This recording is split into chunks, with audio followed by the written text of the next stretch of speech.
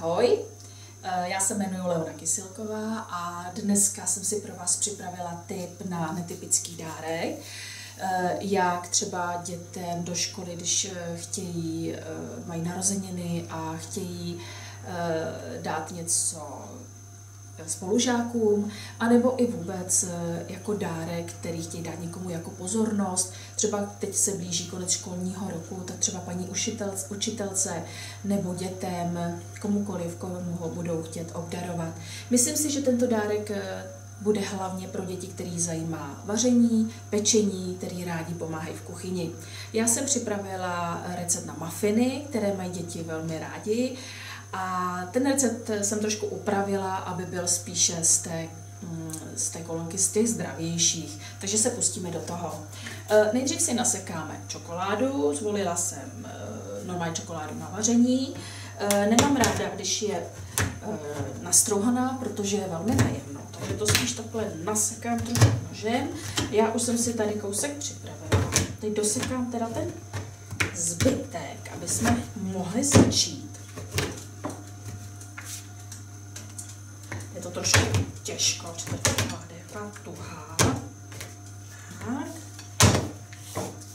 Ale když si opřete špičku a takhle vlastně s tím nožem jezdíte, tak mám vyzkoušený, že i dětem to nádherně funguje. Když mají ruce takhle opřenou o tu špičku, nemůžou se vlastně ani říznout a krásně se jim ta čokoláda naseká. Je to za chvilku hotovo a ani není špinavý moc nádobího. A navíc v těch mafinách zůstanou větší kousky čokolády, což je příjemný.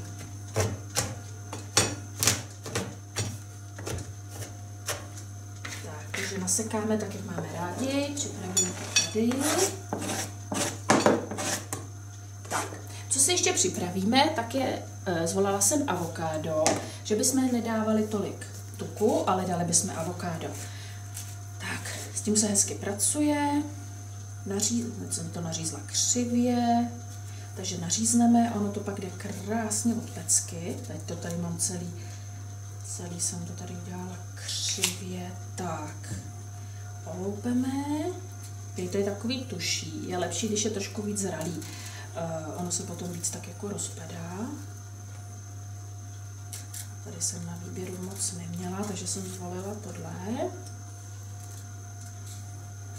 To avokádo nám dodává zase tuky, je omega-3 kyseliny, které pomáhají jak třeba proti únavě, tak dětem, aby déle vydrželi.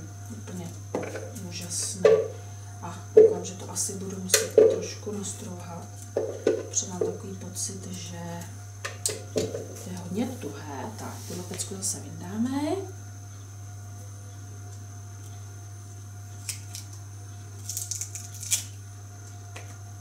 Tak, doopravdy tenhle plot není úplně z těch nejlepších, protože je fakt spíš tuší.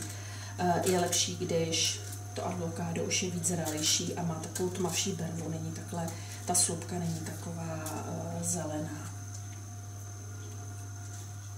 Takže aby to v těch mafinách bylo dobrý, tak já si ještě vezmu struhadlo. Avokádo nastrouhám, aby to bylo dobrý, aby tam nebyly velký kousky, protože tohle je fakt hodně tuhý.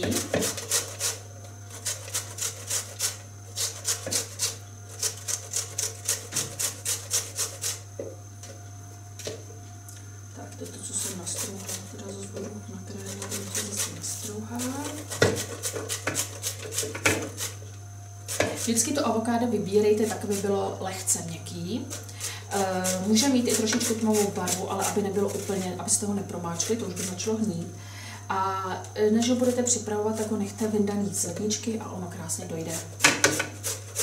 Já jsem ho kupovala dneska, takže bohužel už nedošlo.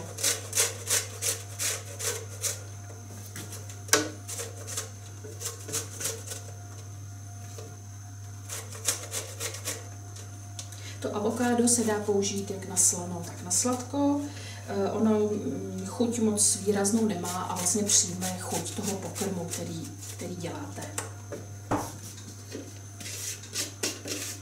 Takže dali jsme jedno avokádo, jednu čokoládu.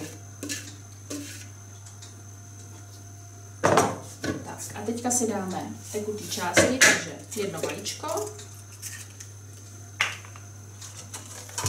Dáme 3 lžíce bílého obyčejného jogurtu.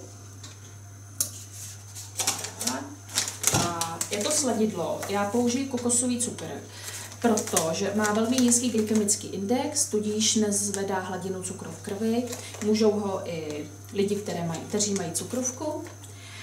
Místo toho můžete použít i třeba syrup, třeba datlový syrup, javorový syrup, můžete použít i třtinový cukr. Já jsem se teďka rozhodla pro ten kokosový, takže dám půl kelímku, šlovačka, takže normálně klasicky mixuji. Tak, můžeme přidat čokoládu. Jsem to vysypala vedle, mi se dneska daří. Tak, dáme avokádo.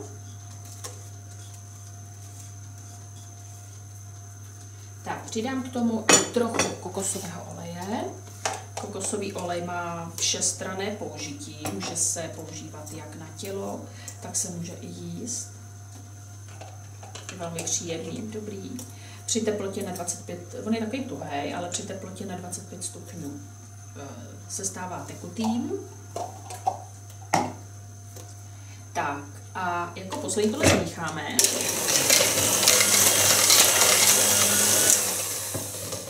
Je fakt lepší, když to avokádo máte zralejší, protože tohle se už moc nerozmíchá a zůstanou tam takové jako hrudky. Jako poslední přimícháme mouku, jednu odměrku, já používám špaldovou, dala jsem špaldovou, ta špaldová je taková sladší než normální mouka a je to normálně pšeničná, takže obsahuje i lepek, ale zase je z celého zrna. A jako kypřící prášek já dávám kypřící prášek z vinného kamene, je to bez fosfátu, s kukuřičným, s biokukuřicí. Ta mně přijde důležitá, protože ta kukuřice není geneticky modifikovaná. Ty potraviny geneticky upravované vlastně potom ovlivňují i naše buňky a to já úplně nechci, takže tam dáme jednu a zase zamícháme.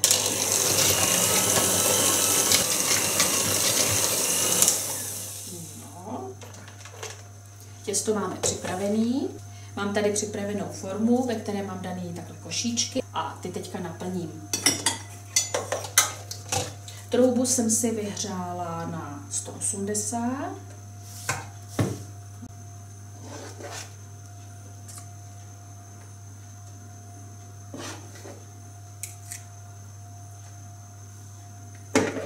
Takže mafiny máme daný v košíčkách, dáme je upéct a pak vám ukážu dál, co s nima.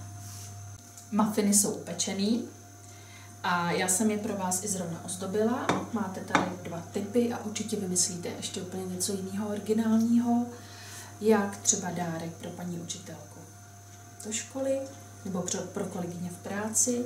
Já vám to ukážu zblízka, ať to vidíte, vlastně nejdřív jednu. Ještě vám to ukážu, když to chytnu z vrchu. Takhle. Tak. Takže můžete takhle, anebo jsem to potom zamázala takhle kolem dokola. Takhle mi to bylo vidět. Taková mašlička. Musím říct, že jsou doopravdy výborný. Stvoření s dětma vám jde a máte z toho jenom radost. Ahoj!